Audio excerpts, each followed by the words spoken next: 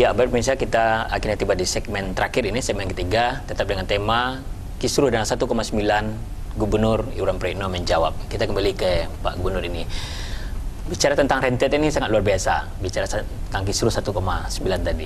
Sebelumnya ada viral kasus secara nasional ya, dan ini berentet ke 1,9 yang menjadi isu yang cukup panas juga di Sumatera Barat. Ini sebagai kader dari PKS sendiri. Dan tentunya banyak juga yang menduga-duga ini ada unsur politik, unsur apa, ada skenario besar di balik ini. Sebagai orang politik, Anda melihat ini ada skenario politik? Memang dibedakan antara pertama profesional, profesionalisme dan juga pendekatan politik. Kalau pendekatan profesional, kita sudah lakukan melalui inspektorat, memeriksa semua yang terlibat dan terkait, dan memang disebut ada kelalaian. Ada kelalaian dan ada kekhilafan sehingga ada beberapa tindak lanjut setelah itu. Ini berarti tidak profesional. Tapi secara politik, tentu di balik kelalaian itu apakah ada yang mempolitisir? Tapi saat ini kalau saya melihat, kalau kenyataannya mungkin lalai. Tapi berita inilah kemudian dipolitisir. Sehingga heboh tak kemana-mana. Para pakar pun mengomentari. Semua orang mengomentari. Saya pun kadang-kadang tertawa dalam hati. Kok orang ngomong A, yang ditanya B. Komentari C, yang ditanya B. Apa yang ditanya, apa yang dijawab. Nggak nyambung. Jadi itulah kejadiannya saat ini. Yang saya lihat bahwa antara pertanyaan, antara fakta, antara kenyataan itu dikomentari dengan sesuatu yang jauh nggak nyambung. Sebagai contoh misalnya ada yang sudah menuduh pidana, sudah menuduh ini eksekusi. Mana ada eksekusi, uang belum dicairkan dan juga masih dalam pembahasan. Dalam arti pembahasan ini adalah masih dalam proses. Memang sudah selesai kita menandatangani pergubnya. Tapi kenyataan di lapangan itu kita belum menuntaskan. Karena 5.000 dibahas dalam 1-2 hari nggak bisa. 5.000 proposal itu prosesnya. Itulah ditemukan di situ. Dan gubernur yang menemukan. Arahan gubernur tidak ada disposisi, tidak ada arahan, dan itu diakui oleh yang bersangkutan masing-masing pun ketika diperiksa ada dalam LHP-nya, ditandatangani di atas materi, itu juga ada begitu. Berarti lebih besar human error-nya atau politik? Kalau dua hal, pertama memang human error terjadi karena ketidakprofesionalan. Semua yang terkait tidak 1-2 orang, tapi beberapa orang. Dan yang kedua, pemberitaannya dipolitisir. Kenapa dipolitisir? Karena sesuatu yang tidak ada diadakan, sesuatu yang nggak jelas tapi sesuatu yang tidak sesuai dengan kenyataan. Silakan mungkin dengan apa yang saya sampaikan melalui Padang TV dan mereka yang membaca koran sebelumnya tentu bisa dikonfrontir yang mana sebetulnya. Baik. Ini bicara tentang saya membaca tulisan Anda hari Jumat lalu. Bihar kesabaran. Tiada batasnya. Tentunya Anda sebagai orang politik. Apakah ada pergerakan politik juga yang akan Anda lakukan untuk 1,9 ini? Sebetulnya artikel saya berkaitan dengan sabar itu adalah jawaban dari begitu banyak reaksi orang terhadap tanda kutip politisir yang tadi itu. Perlu diketahui juga saya punya keluarga, saya punya teman-teman dekat, punya simpatisan, punya pendukung, dan cukup banyak. Terbukti saya jadi gubernur dipilih oleh mereka. Itu mereka itu tidak tahan, tidak sabar dan ingin membalas. Bahwa ini jangan diam saja. Pak Gubernur jangan diam saja. Ini Bapak dipolitisir, Bapak dikriminal, Bapak dijelekan, di apa segala macam.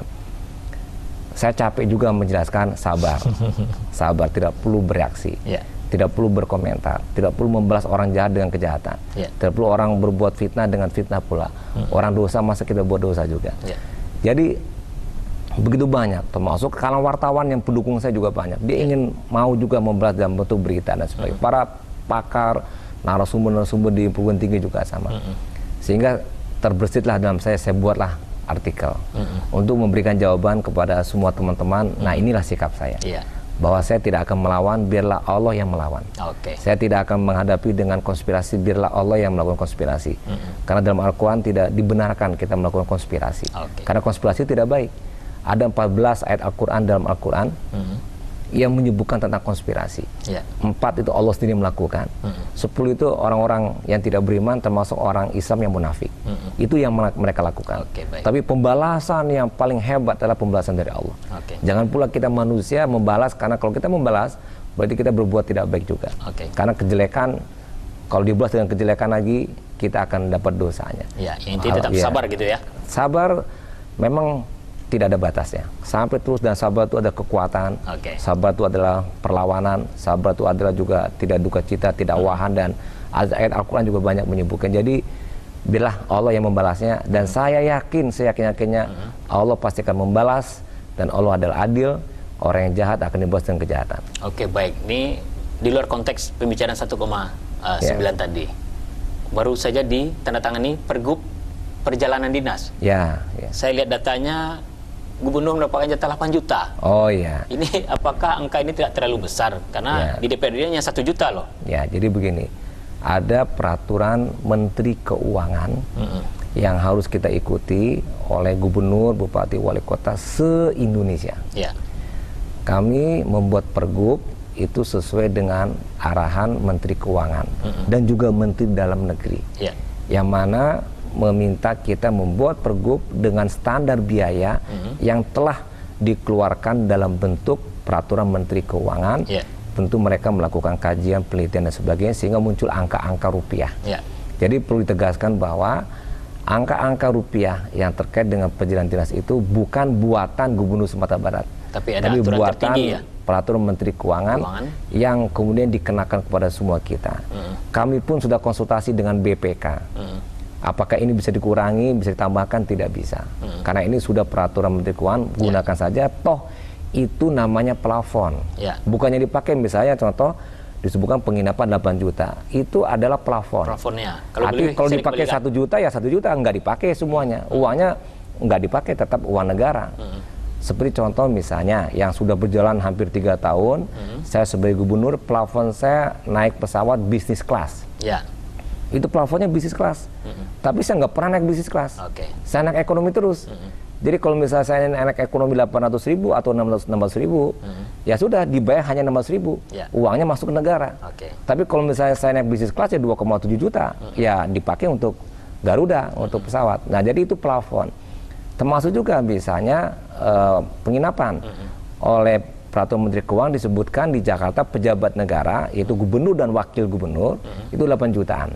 Nah, itu kalau dipakai. Kalau saya hanya pakai yang 1 juta, ya 1 juta, 7 jutanya nggak dipakai, kembali ke negara. Bukan masuk ke kantong saya. Intinya tidak masuk ke kantong pribadi. Jadi 8 juta itu sangat tidak mungkin dipakai. Karena apa? Karena itu hanya plafon. Artinya kalau seandainya saya perlu suite room dengan ruang rapat, dengan ruang pertemuan dan sebagainya, karena memang ada kegiatan, ada plafonnya, itu bisa dipakai sekali-sekali, sehingga dengan demikian bisa termanfaatkan dan efektif bekerja sebagai gubernur. Nah, jadi itu adalah peraturan Menteri Keuangan, bukan dari gubernur, dan itu memang hanya untuk gubernur dan wakil gubernur, tidak banyak, dan itu bukan kita ngatur, dan juga DPRD 1 juta karena memang diatur demikian, dia bukan pejabat negara, disamakan dengan eselon 1 sekda, dan kemudian uang itu adalah real cost, at cost, jadi dipakai sekian dibayar, selebihnya kembali ke negara, bukan ke kantong saya. Jadi nggak ada 1 sen pun masuk ke kantong.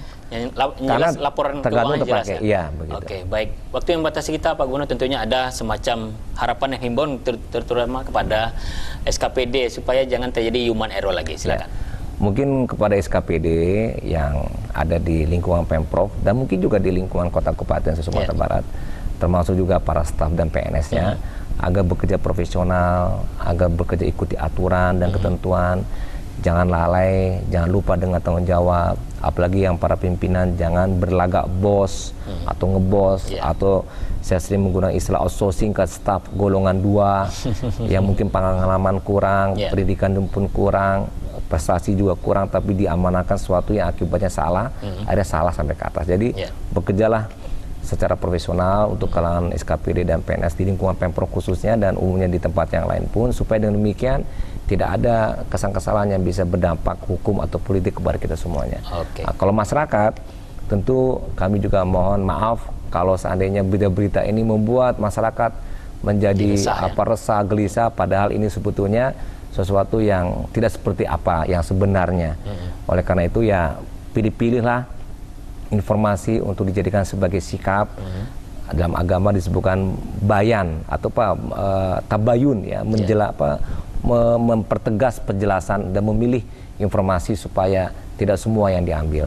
Ini juga melihat bagaimana tahun ini tahun politik yang mungkin akan banyak terjadi berbagai isu-isu sebagai suatu komitmen dan juga sesuatu yang perlu dihadapi oleh para masyarakat sendiri dengan rasional, objektif berpikir. Dan kami sangat bangga dengan warga Sumatera Barat yang masih tetap berpikir rasional dan juga egaliter, demokrasi juga cukup bagus. Oke, baik. Terima kasih waktunya Gubernur ya, sudah menjelaskan kepada kami dan pemirsa Perang TV. Ya. Dan kita akan bertemu lagi di lain waktu. Dan pemirsa, tentunya apa yang dipaparkan oleh Gubernur Sumatera Barat Bapak Iwan Pritno setidaknya menjawab keraguan masyarakat, kesimpang siuran informasi yang berkembang, dan tentunya ada kepentingan yang lebih besar yang perlu kita pikirkan, yaitu adalah mencerdaskan dan mensejahterakan masyarakat Sumatera Barat.